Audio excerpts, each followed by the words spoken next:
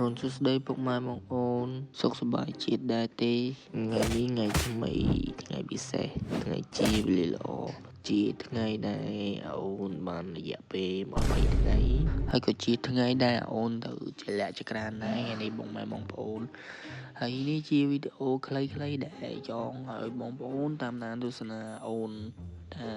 មានសកម្មភាពអ្វីខ្លះនៅក្នុងវីដេអូនេះហើយគណៈពេលនេះដែរគឺកំពុងតែបើកភ្នែកក្លីងក្លង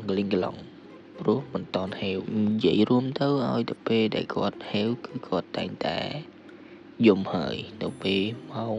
2:10 ឥឡូវកំពុងតែធ្វើមាត់ញឹមស្អែកដឹងមានស្អីកើតឡើងទេអញ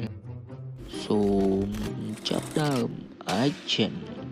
បន្ទាប់ពីលេលើមកយប់មិនដឹងរឿងមកហើយព្រលឹមឡើងគឺយើងរៀបចំបន្តិចបន្តួចឲ្យកូនប្រុសមួយនេះទៅវិញត្បិតតែប៉ាមិនមានលុយក៏ដោយតែប៉ាក៏មានទឹកចិត្តធ្វើឲ្យកូនដែរជារួមនេះគឺជាសកម្មភាពទម្លាក់ចក្រានខ្ញុំរៀបចំតិចតួចទេដោយសារតែអត់តន់ប្រកបនិយាយរួមអត់តន់មានលុយទៅពេលណាដល់បន្ទូបងបានប៉ាដាក់ឲ្យមកឈុតធំជាលេងបងប្អូនហើយសកម្មភាពក្នុងនេះមានចាស់គៀនភូមិតិចតួចទៅគឺយើងធ្វើតិចតួចទេមិនមានអីច្រើនទេមានតែប៉ុណ្្នឹងឯង Follow for more like